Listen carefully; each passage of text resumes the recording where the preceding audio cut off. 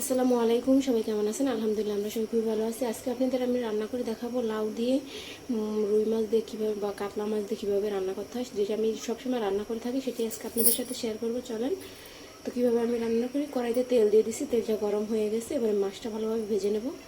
এবারে মাছটা লাল লাল করে ভেজে নেব।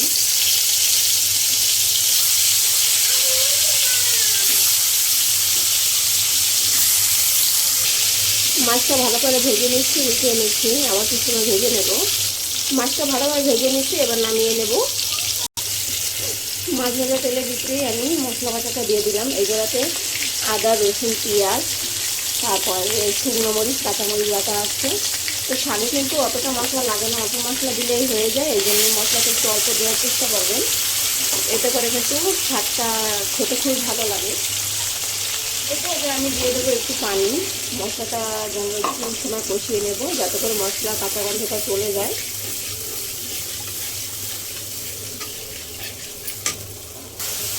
হলুদের গুঁড়া, মরিচের গুঁড়া, ঝালটা আপনাদের মন মতন দেবেন। স্বাদ মতো লবণ,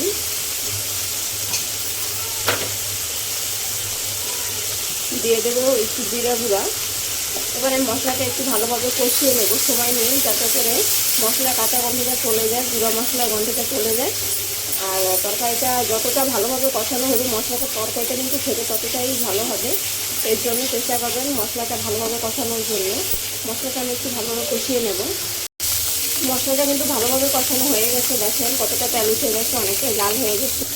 এরপর যে আমি শাকটা দিয়ে দেবো। লাউ শাক দিয়ে কিন্তু যে কোনো মাছই খুবই ভালো লাগে। দিয়ে দেবো সামান্য একটু পানি। এবার শাকটা মশলার সাথে ভালোভাবে কষিয়ে নেব কিছু সময়।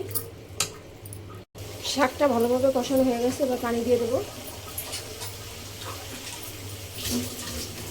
অনেকটাই কিন্তু সিদ্ধ হয়ে গেছে। এবার আমি ঝোলের পানিটা দিয়ে দিলাম। একটু ঝোল ঝোল করে এই শাকটা রান্না করবো, এতে করে কিন্তু খেতে ভালো লাগে। এবার আমি কিছু সময় জাল করে নেব, তারপর মাছটা দিয়ে দেবো। এবার আমি মাছটা দিয়ে দেবো, ভাজা মাছটা একটু ঝোল থাকতে দিতে হবে, যাতে করে মাছের ভিতরে ঝোলটা যায়। এবার কিছু সময় আমি জাল করে তারপর দিয়ে নেব। এই তরকারিটা অবশ্যই ট্রাই করবেন, দেখবেন কেমন, অবশ্যই বলবেন। আমার কাছে এরকম শাক দিয়ে বড় মাছ খেতে খুবই ভালো লাগে। মাছটা হয়ে গেছে, এবার নামিয়ে নেব। মাছটা কিন্তু অনেকটাই ঝোল টেনে গেছে, এইটাও কিন্তু নামানোর পরে থাকবে না এতটা ঝোল, শাকে টেনে নেবে। তো এই পর্যায়ে আমি মাছটা নামিয়ে ফেলবো। যদি আমার ভিডিওটা ভালো লেগে থাকে, যদি ইউটিউব থেকে দেখে থাকেন, তাহলে অবশ্যই লাইক করবেন, সাবস্ক্রাইব করে বেল আইকনটি বাজিয়ে দেবেন। আর যদি ফেসবুক থেকে দেখে থাকেন, অবশ্যই লাইক করবেন, শেয়ার করবেন, ফলো দিয়ে পাশে থাকবেন। আমার নিত্য নতুন ভিডিও পাওয়ার জন্য সবসময় পাশে থাকবেন, আমাকে সাপোর্ট করবেন, আমার জন্য দোয়া করবেন, যাতে করে আপনাদের কাছে আমি সবসময় সুন্দর সুন্দর ভিডিও দিতে পারি।